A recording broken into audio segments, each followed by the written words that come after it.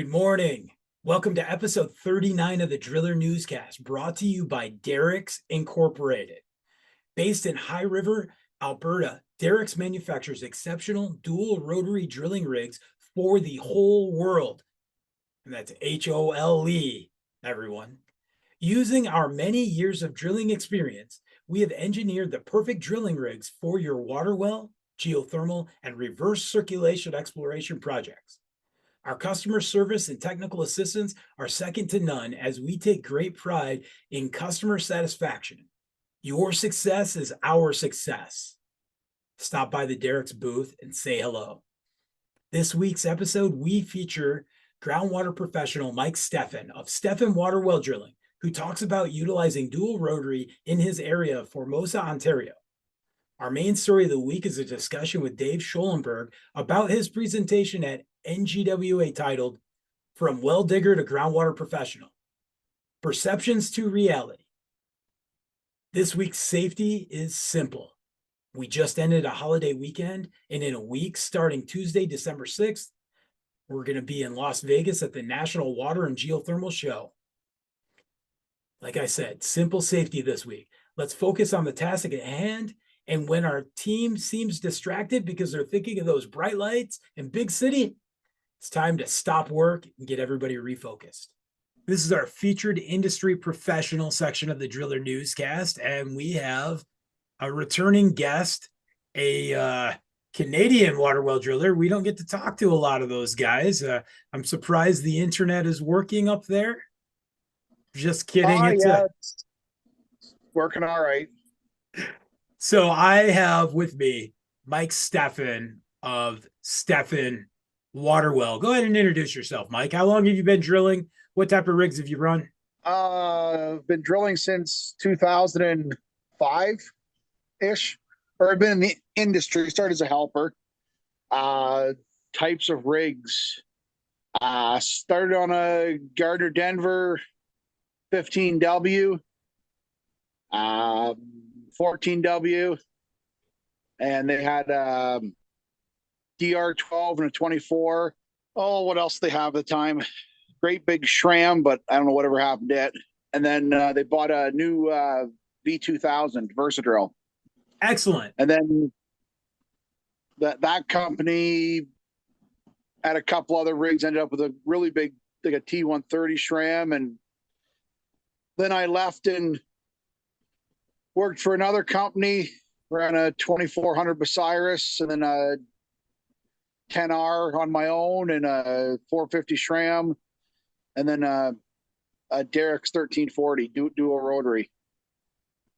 And that's what I want to talk to you about today is dual rotary. I remember last year at the Nashville National Groundwater Show, there was a new rig there. And I had heard it was heading to your business across the border. And you took that rig off the truck it was on and put it on your own truck about 11 months ago. How did you do that? Tell us the story. Yeah, that's the rig that was at the show last year. I purchased, and they delivered it up here, and it got up here about 8:30 on a Friday night, and myself and a couple of buddies and a couple employees, we were about 1:30 in the morning. We drove the Peterbilt out from under it and loaded on the trailer the next day and sent it back to Western Canada, and then we put a real nice international underneath the rig. How many hours are on that rig now? As of yesterday afternoon, I got 702 hours on the rig. Now, some of them are developing or just sitting there, the rig idling, but just over 700. Obviously, we're all on the Groundwater Professionals Facebook page and the Water Well Guys Facebook page, and we see photos from time to time. And when I first met you, I was up there peddling some other rigs out of Oklahoma, and you were refurbishing and building, on your own rig. And now you're doing dual rotary where you were mud rotary and air. How has that changed your business? It's changed my business greatly. In tough overburden, dual rotary is definitely nice, especially in the 6-inch market, like domestics. The Derrick's is a fairly compact drill rig, so I think it's about 26 feet long or so overall. It's really easy into nice tight spots. I really like the rig. They've, it's pretty relatively simple work. One thing about dual rotary I really like is when you're sampling the overburden, especially if you come into some sand and gravel, if it's water bearing at all, right away. There's no spending time putting casing and a screen in to find out that, the gravel looked good and it drank, but it was still dry. Well, that's what I wanted to ask you. So, Ontario and Michigan and many of the Great Lakes states and Great Lakes, Canadian land has a lot of overburden, a lot of sand and gravel drift. Big chunks of ice came through and made all those Great Lakes. Explain to us the difference between dual rotary and mud rotary, for the guys that are out there just running straight mud like you were, walk us through the process. Well, mud rotary. So you got your drill rig, you set up your mud pan, shaker system, whatever your choice is. And you drill down to the formation you're looking for, whether it be sand or gravel or your bedrock in the area. Get your fluid nice and clean, hole stabilized, pull the rods out, install casing. Again, whether you're putting your 4-inch plastic in with a screen on the end, or if you're, going to limestone, granite, whatever the case may be, then you're, grouting the annular space, and then you're either developing the formation or you're going into drill rock. With the dual rotary being you're advancing your casing right off the hop, it's pretty nice because those days you hit those nice big boulders and you're sure that's bedrock, get your casing set, drill 2 feet out the bottom and finds out that it was just a big boulder. With mud rotary, you're now pulling your casing or having to line it. Dual rotary, you just weld some more casing on, keep going. It'll chew through the rock. Don't worry about it. So a lot of times with mud rotary where you're maybe a little stressed at the back of the rig because things aren't going well, dual rotary eliminates a lot of it. How about development time? How is that compared to mud rotary?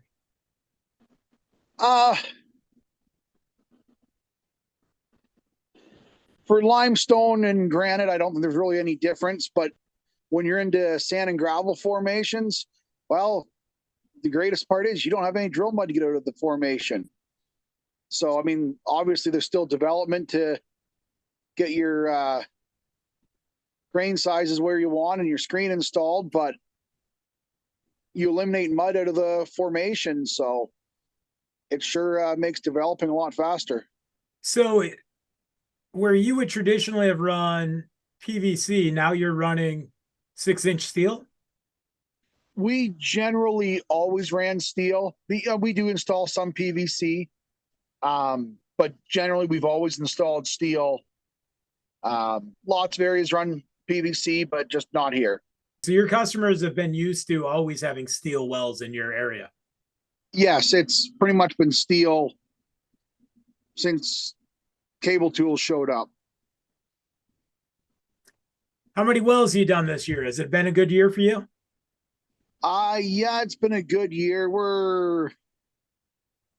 I think we're just under 100. We'll get to over 100, I'm sure, this year yet. But you're going to take some time and come out to the Vegas show and, share some knowledge and talk some dual rotary? Yeah, I'm share what I can, and hopefully I'll learn a few things while I'm there and meet some of the fellas on the Facebook page. Excellent. Well, I appreciate your time today, Mike. I know you're a busy guy and you just come home from being in the field, and it's You got family and lots of other stuff going on. So I appreciate you coming on and sharing from pulling a rig off a truck, which we don't hear a lot about, putting it on your own truck and going out and putting 700 hours on it. Well, thanks for having me, Brock. I'll see you in Las Vegas. Sounds good, bud. Thanks. Hi, welcome to the Driller Newscast. We're prepping for the National Groundwater Conference, and I'm very excited because today I have Dave Schulenberg with me, who is director of partner states for 7 states for groundwater associations, including my home state of Michigan. And Dave has presented in the past at NGWA, and we'll get into that with him. But I saw this presentation title and I went, man, I got to see this one. And as I'm checking my list of what I want to look at and participate with, this one, I'm 100% sitting in the front row, and it's called Digger, Driller, or Groundwater Professional. What is the public perception of you and the work you do, and how do we address it? And I want you to think about that, because the public perception is well water. I wish I had municipal water. Very rarely do we hear, I got a well. It's mine. I protect it. Nobody else has anything to control it with. So I'm going to open it up. Good morning, Dave. How are you doing? I'm well, Brock. Thank you for having me on. I'm excited to be here and talk about our industry again in a new way, and one that I think needs to be addressed not only by all of our groundwater professionals, but with regulatory agencies as well. And that's kind of that perception angle that I want to talk about a little bit too.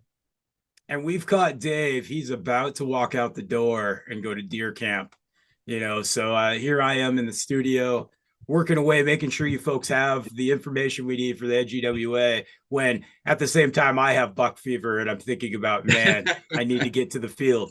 So that's right. That's first right. question. So, yes, sir.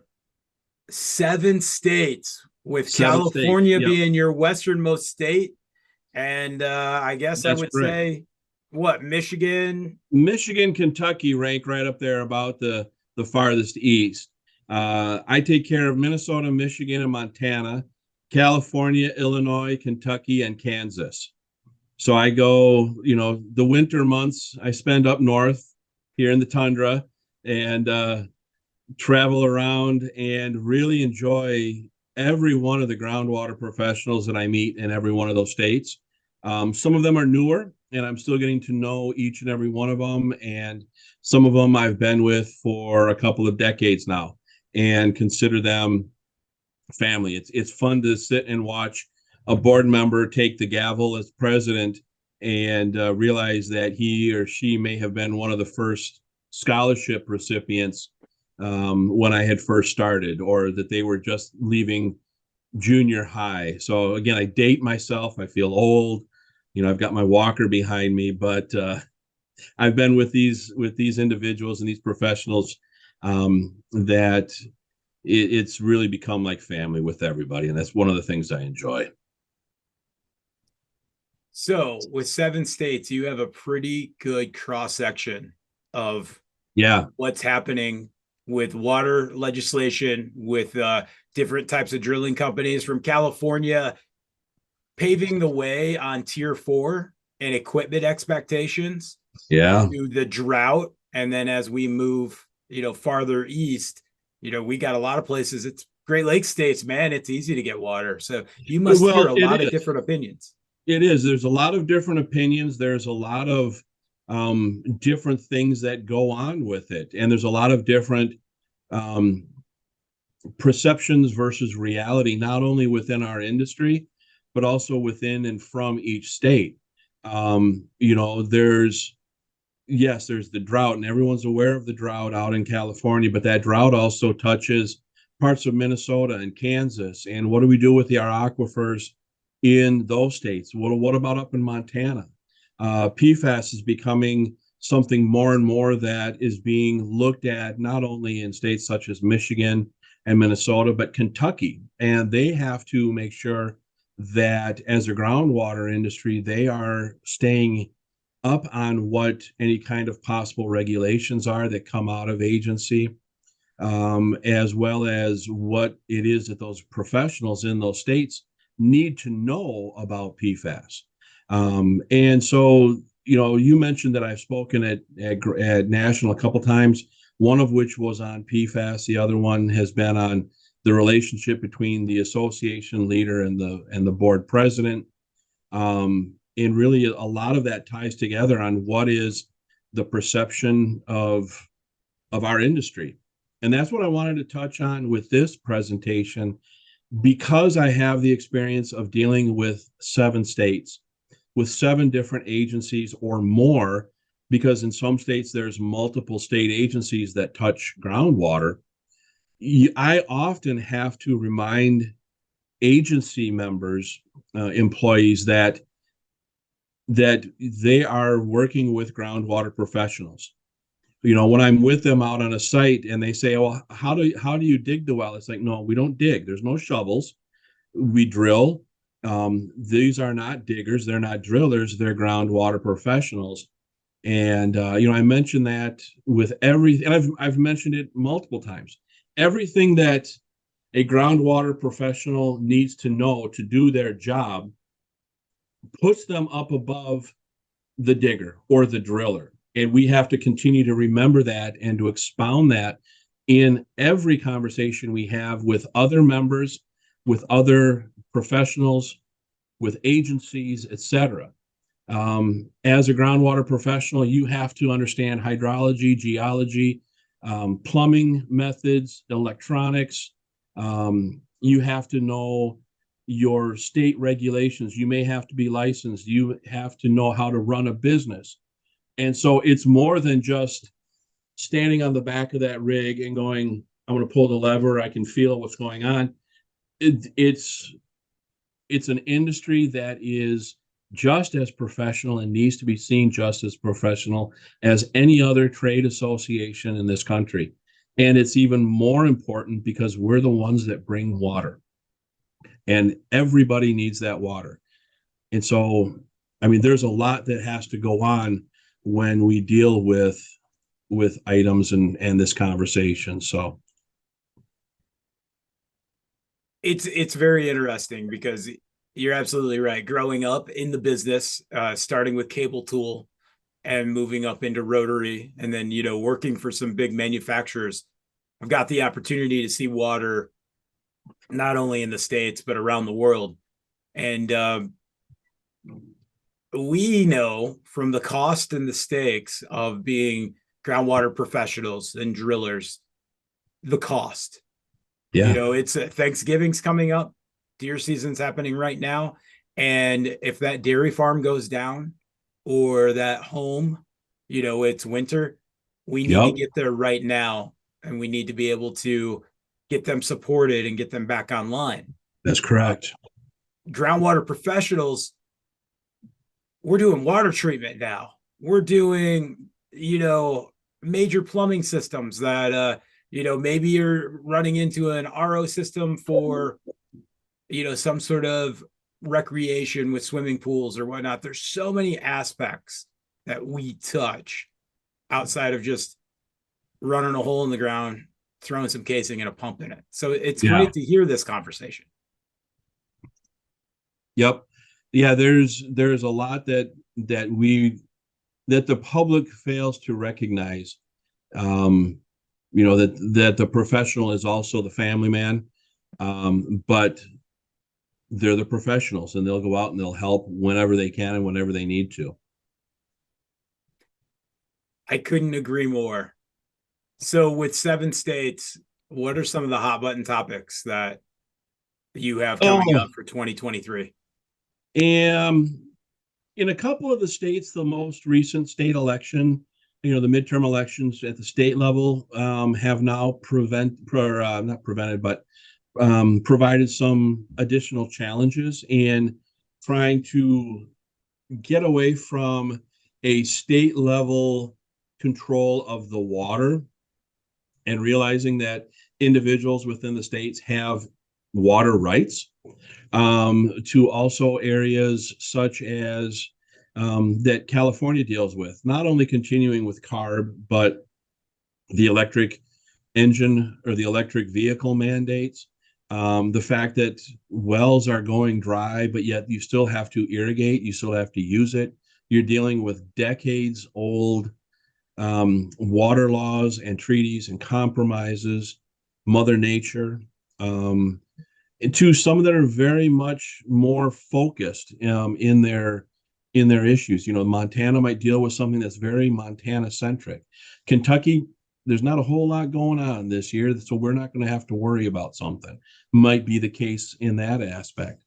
In some of the states, I'm seeing the need for opening up parts of the code to say, should this be licensed? Should this not be licensed? When you're talking about pump installer licensure, should there be a license for it? Shouldn't there be a license for it? So a lot of it is very state centric, but there are things that can carry on from one state to another state. The recent cement issue, where it went from a Portland Type 1 to a Portland Type 1L, hit a number of states in different ways.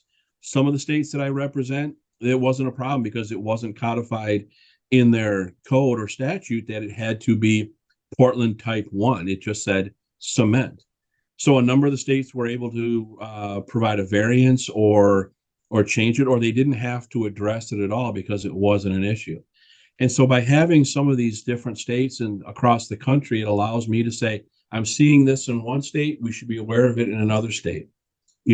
Somebody wants to take, tanker train loads full of water from pristine aquifer and ship it down to Arizona.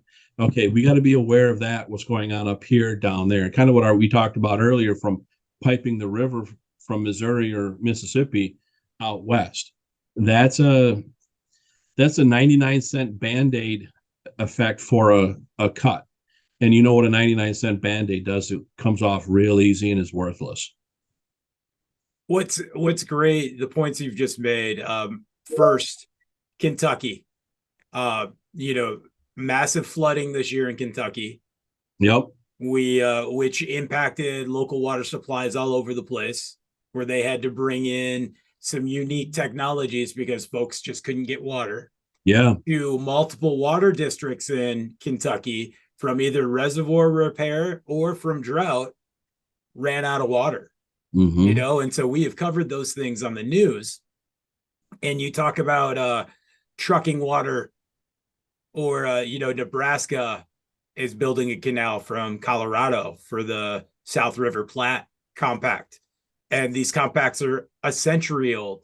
Yeah. And so we got Nebraska, Colorado fighting. We got Southern Oregon, Northern California fighting over, water. We got Florida and Georgia. It's like you said, there is no boundaries. It's funny. A few years ago in college, at the time, Michigan was the Michigan Department of Environmental Quality. An individual stood up in the front of the room and said, groundwater is almost like a deer. It's going to have a great big circumference, and all the moments wait, no, it's not quite like that, but it affects ecosystems, it affects commerce, it affects agriculture, it affects recreation. Yeah.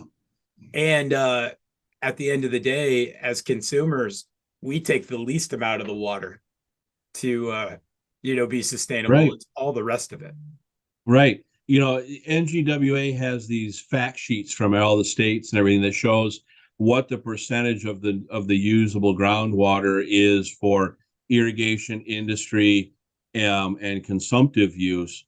And, that is always something that can be an eye opener when you're talking to people is, look, the data is 2016. I get it. It's not yesterday's data. It doesn't work that way, but it doesn't change that much either when you're talking about the fact that depending on where you are, Nebraska, Kansas, Oklahoma, their use of water will be higher for irrigation than it would be in Maine or Connecticut. They would be higher with their industrial use or their consumptive use.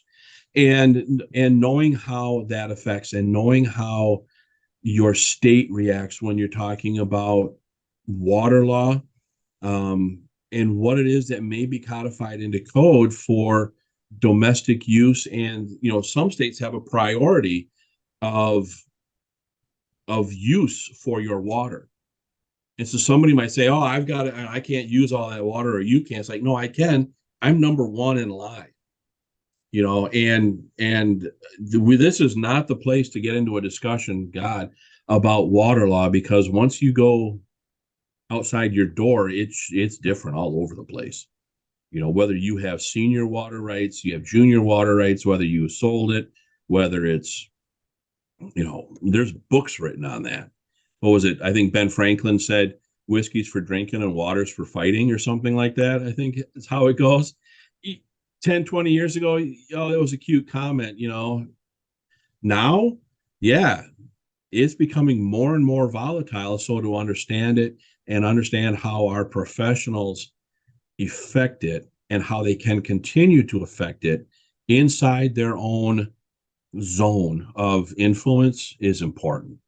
And if you're a digger, if you're a driller, reach to that next level, reach to being that professional. So someone can call up and say, you know what, Brock, you're the groundwater professional around here. I need to ask you a question about this.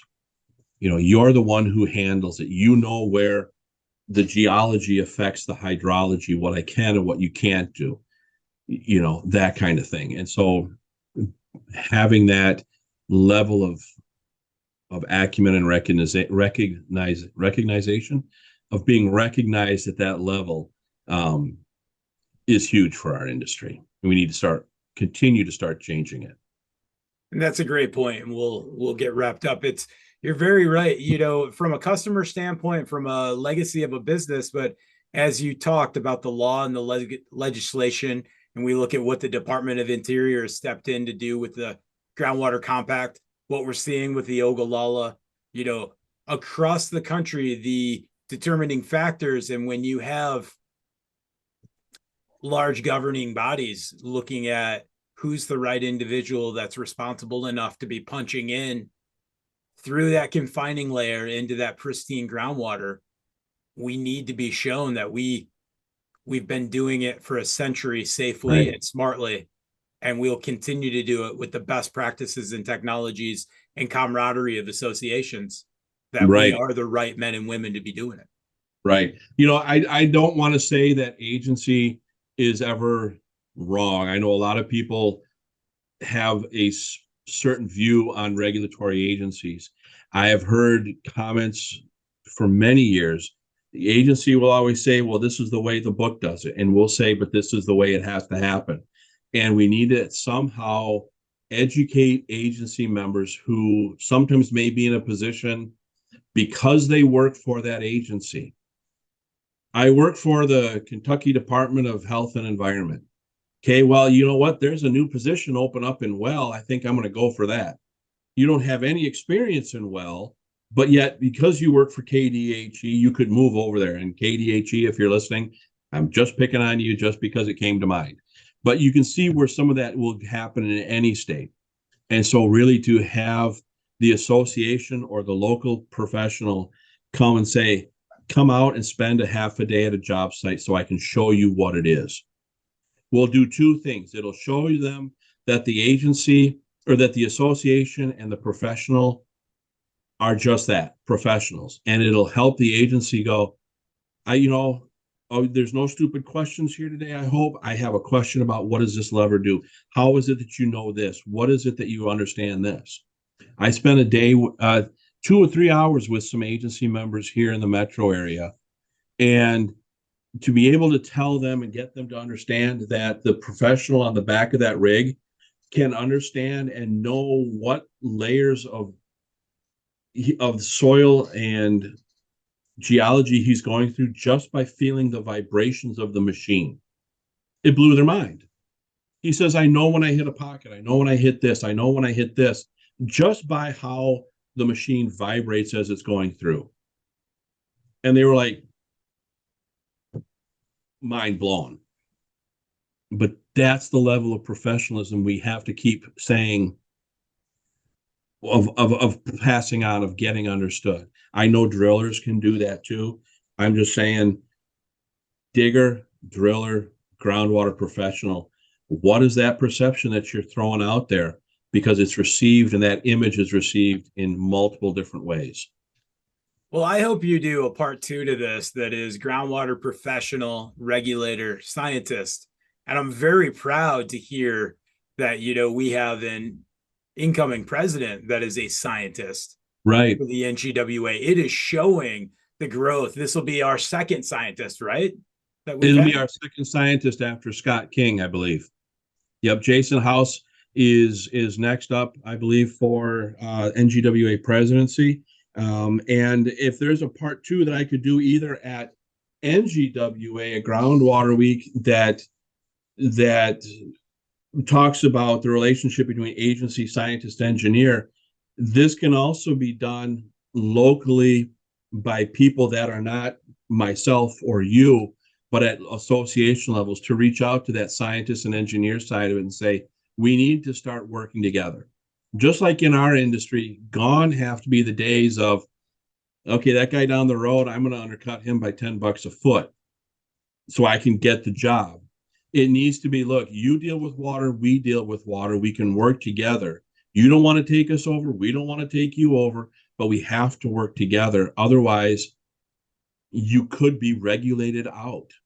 And that's the fear that we need to understand and keep in the back of our mind, that, look, you don't get involved, you're not the professional, you don't speak up for industry, you may get regulated out. Long pipe is an answer for a lot of people that don't understand our industry. Unfortunately, it's a money issue. They see income dollars for cities. We're going to expand out here. You're going to get long pipe. It's like, it doesn't make sense. We can do it this way. You'll still get your tax dollar. But for them, it's a separate mindset, and we can deal with that. That's a whole other conversation as well. You're correct. It's 85% of our population in this country is on some sort of municipality. Yeah. And so that means 85% of our voting population only understands municipal water. So That's it's correct. very easy for us to see something get passed through where we didn't have enough good advocation. And that's very important to everything you're talking about here. You've said it best, Dave, better together. That's what we have to do in order to progress our industry. Be better together. That's correct. And I would be happy to talk about this or anything else when we're down in Vegas together. You can find me out. You can have somebody from NGWA page me. If you got my cell phone, text me. I'd be happy to sit and talk with anybody. You can email me. I got the NGWA email. I'll be happy to talk to anybody about anything about groundwater. And please do. Dave's got a great perspective and has been doing this a long time and is one of our greatest advocates. And thank you, Brock. Appreciate that. Because we're drilling, because we're out doing that, it is hard for us to be doing that and managing all that Dave does for 7 states. And that's the value, as we learn the nuances of what it takes to punch through that confining layer. Dave knows the nuances on how to get us back into Frankenmuth and planning a great show for us all to be together at. No, thank you very much. I appreciate that, Brock. Well, thank you. Thank you for your time. I hope you get out there and you get another nice trophy like the ones on the back wall there.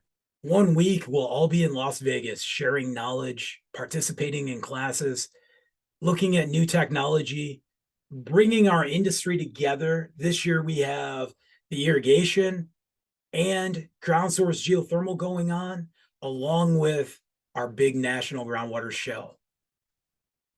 Get your book out. Start looking at the classes you want to participate in, from Dave Schulenberg's talk to the talks that Tom Hanna has going on, or Marvin Glockfelty. There's a ton of great talks out there, and we need to figure out where we want to be and how we professionally develop and we share knowledge.